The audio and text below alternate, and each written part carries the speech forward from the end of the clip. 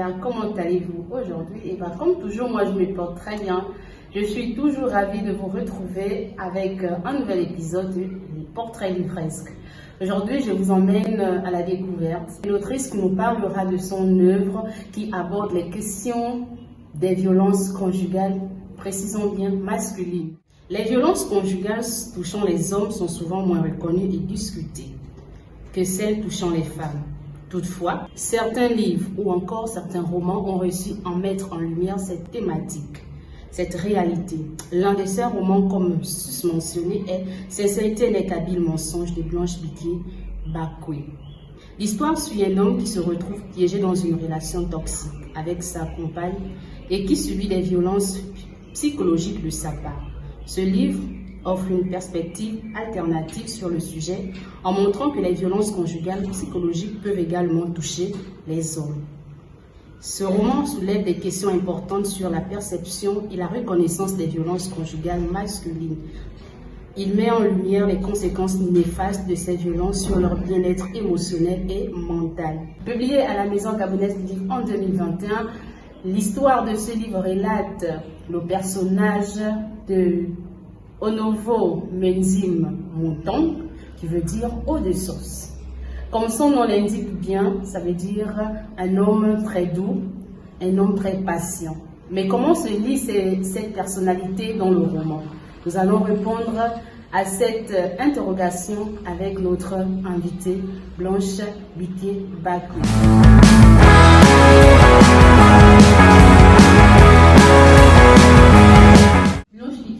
Bonjour. Bonjour. Comment allez-vous? Je vais bien, merci. Je suis très ravie de vous recevoir dans mon petit univers Portrait livresque. Aujourd'hui, nous allons parler de votre livre Sincérité n'est qu'habile mensonge. Pour nos internautes, qui est Blanche Bikié-Bakoué? Je suis enseignante de français, j'enseigne au lycée national de Yamba. J'ai toujours été passionnée de lecture et d'écriture. Même si je viens sortir dans le grand public un peu tardivement, mais faut mieux tard que jamais. Il n'est pas trop tard. On écrit à tout moment et c'est souvent bien d'écrire avec la sagesse. Sincérité n'est qu'habile mensonge. Qu'est-ce qui vous pousse à écrire ce roman? L'inspiration, c'est un peu notre société. Je suis toujours, on va dire, j'aime bien qu'on ait des balances justes. On fait la part belle aux violences subies par les femmes, mais on ne regarde pas aussi ceux-là qui souffrent en silence. Ce sont les hommes qui souffrent en silence et je pense qu'il fallait quand même une voix qui soit capable de faire ressortir cette douleur-là et qui plus est une voix féminine. Donc j'ai pensé qu'il était temps d'en parler. Et sincérité n'est qu'habile mensonge. Quelle définition donnez-vous à ce titre?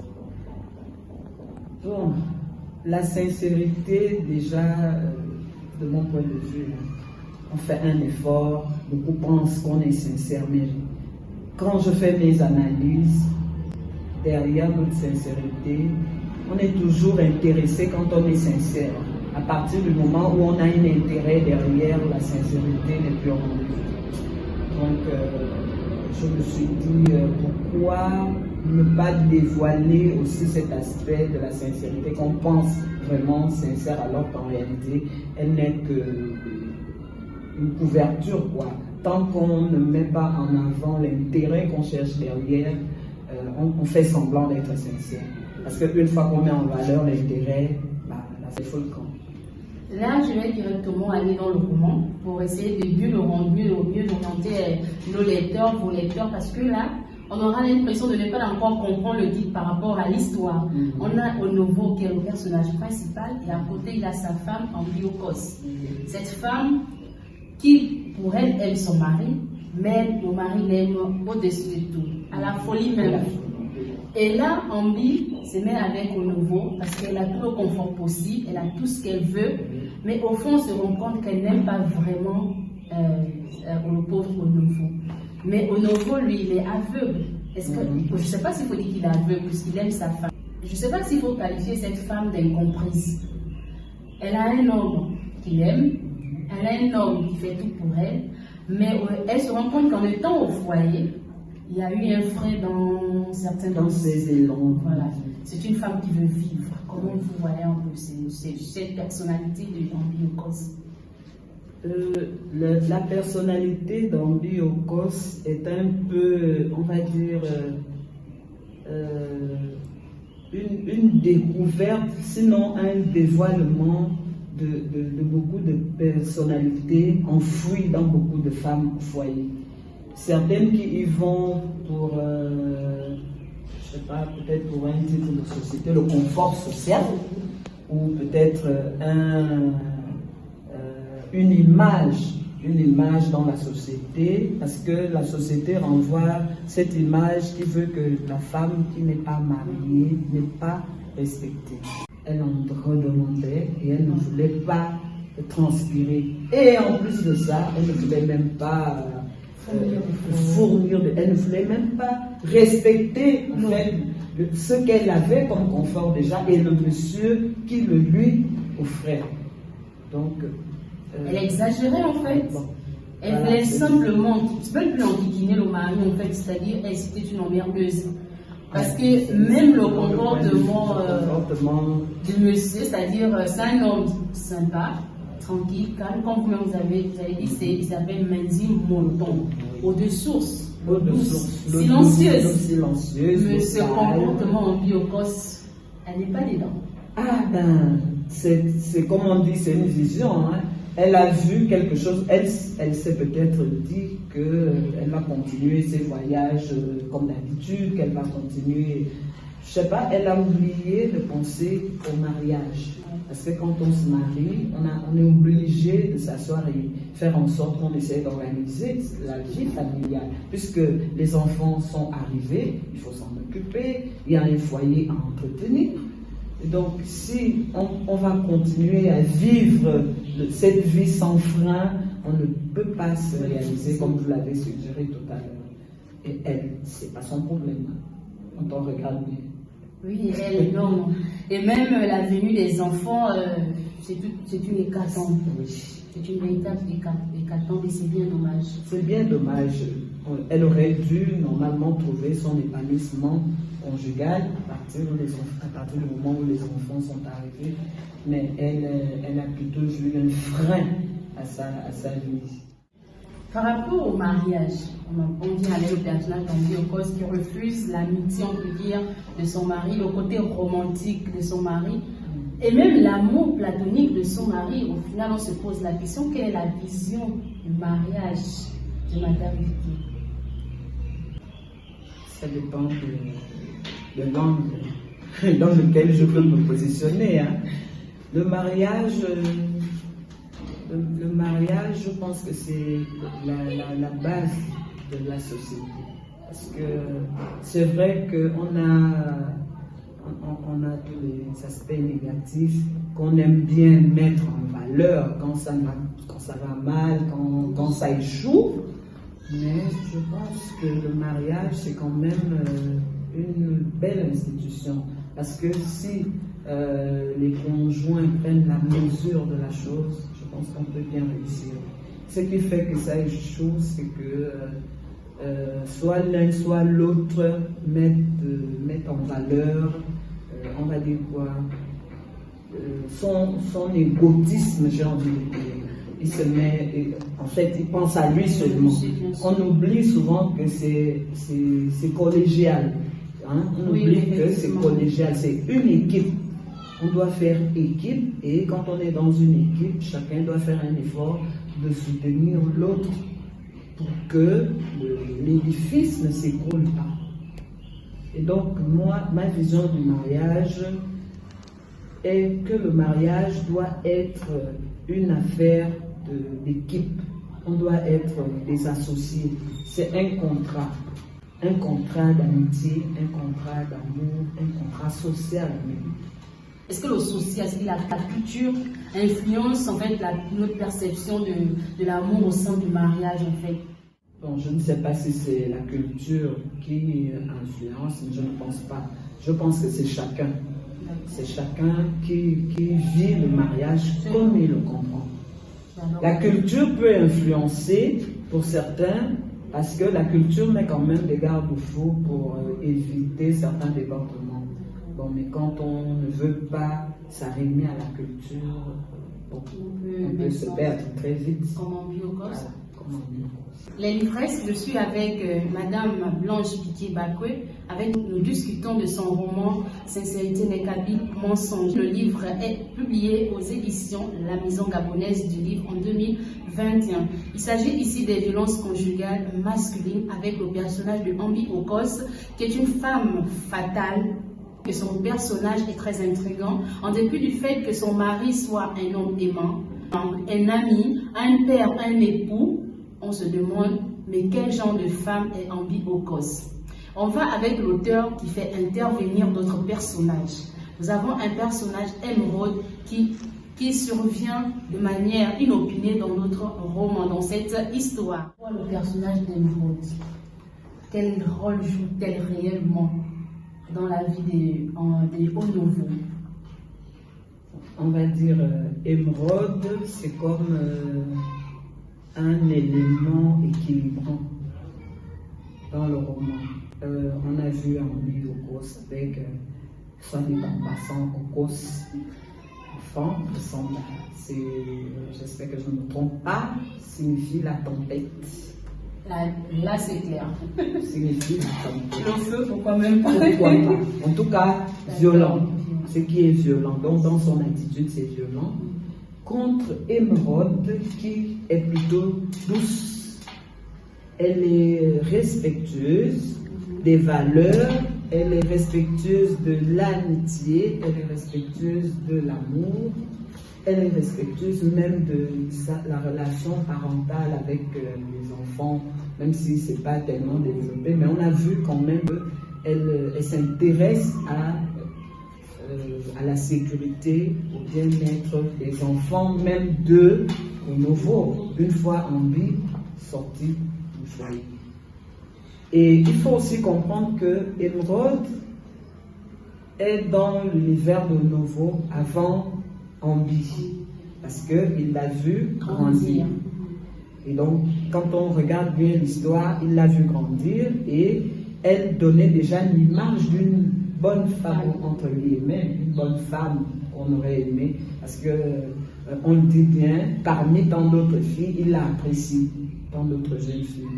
Donc, Émeraude est là, peut-être vraiment comme un élément équilibrant qui montre quand même que il n'y a pas que ce visage de la femme que nous présente en Okos.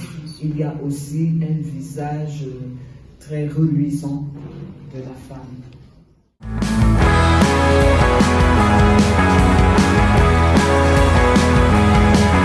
Elle avait un modèle d'homme dont elle rêvait. Un homme responsable, un homme respectueux et gentil. Un homme hyper organisé. Tout dans sa vie devait être réglé à la manière d'une horloge. Un homme de parole et de principe. Un conseiller, un père, un ami et même un amant. Ça, c'est la vision d'Émeraude. Elle voudrait, c'est son rêve, avoir un homme rangé, un homme aimant, un homme respectueux. Malheureusement, l'histoire va lui donner une autre surprise qui va lui rester au travers de la gorge. Ambi Okos, c'est une, si on peut le dire, c'est une viveuse. Elle aime la belle vie. Et pourtant, elle a la belle vie, mais elle est, on va dire, c'est une insatiable en fait. Elle en redemande toujours. Et elle ne veut pas fournir d'efforts en fait. Même si le mari qu'elle a eu a fait un effort pour lui donner son indépendance financière, elle en redemandait et elle ne voulait pas transpirer. Et en plus de ça, elle ne voulait même pas elle ne voulait même pas respecter en fait, ce qu'elle avait comme confort déjà et le monsieur qui le lui offrait. Quand on se marie, on est obligé de s'asseoir et faire en sorte qu'on essaie d'organiser la vie familiale. Puisque les enfants sont arrivés, il faut s'en occuper, il y a un foyer à entretenir. Donc, si on va continuer à vivre cette vie sans frein, on ne peut pas se réaliser comme vous l'avez suggéré tout à l'heure. Et elle, c'est pas son problème. Quand on regarde bien.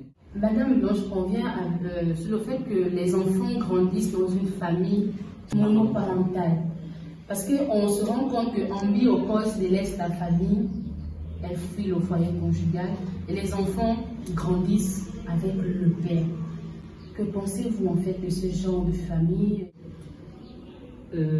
Tout dépend de quel parent et comment le parent conçoit sa relation avec les enfants et ce que le parent souhaite pour l'avenir de ses enfants.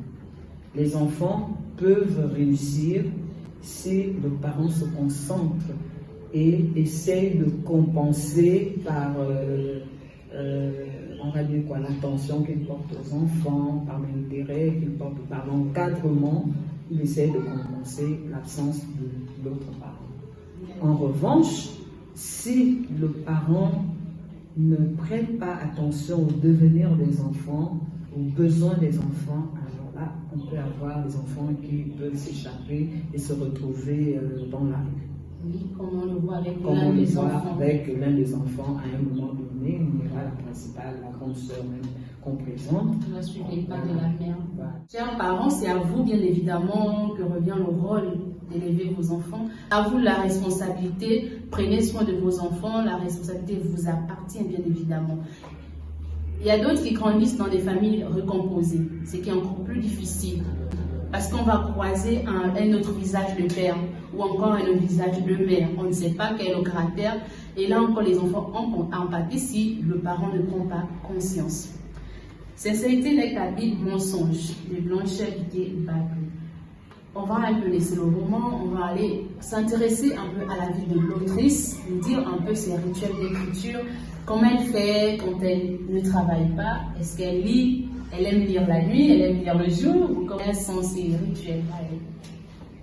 Moi, je lis un peu moins souvent qu'avant, à cause du métier que je fais, qui m'oblige à ne lire en réalité que ce qui est au programme.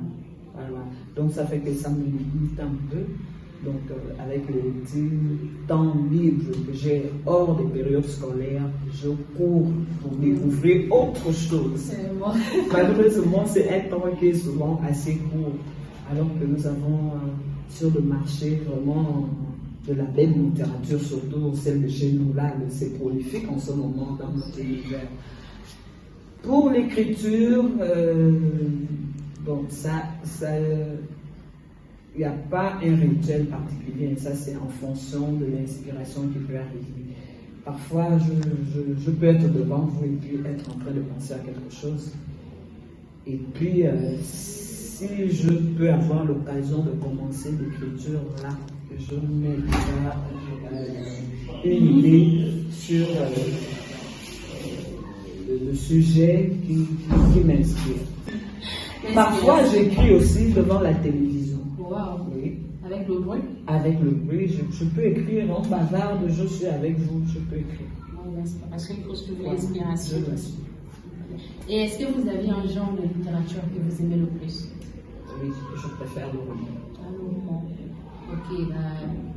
Je trouve que le roman fait vivre. On voyage beaucoup dans le roman. On voyage, on passe le temps à voyager, on passe le temps à vivre, on passe le temps à devenir un personnage, à devenir un autre. Pendant la même histoire, on se met dans la peau de tel personnage et quelques temps après, toujours dans la même histoire, on peut changer de personnage. Donc, je préfère le roman. Concernant les auteurs, est-ce que vous avez des auteurs en particulier, c'est-à-dire des nouvelles découvertes que vous avez faites récemment? J'ai découvert récemment, pendant le Sénégal, Stéphine, que j'ai découvert en Tchorélé, à la journée considérable. Oui.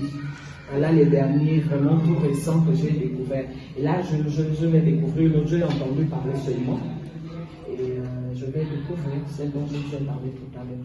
Charlie et Fa. Oui, les femmes de Bidi Bidi. Voilà, les femmes de Bidi Bidi. Oui, Madame Marie-Mickey a fait des découvertes. On a Melvin avec son dernier livre, Un monde les appelé. Elle a découvert un Steve Wilfried Mungengi avec son livre récemment présenté au Gabon ici.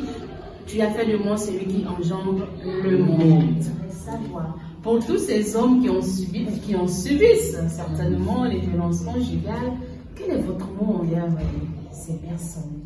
Est-ce qu'eux aussi doivent briser le silence comme les femmes le font?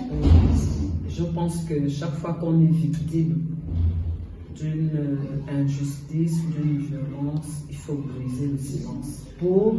On ne va pas dire éradiquer, mais au moins pour diminuer, pour freiner ces injustices-là. Il y a beaucoup d'hommes qui subissent, ils meurent dans le silence.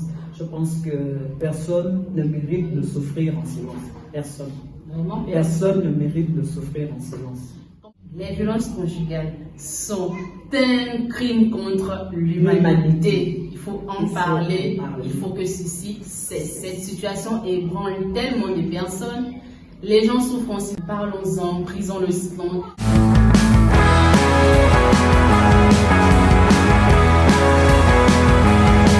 Et nous sommes arrivés au terme de notre rencontre.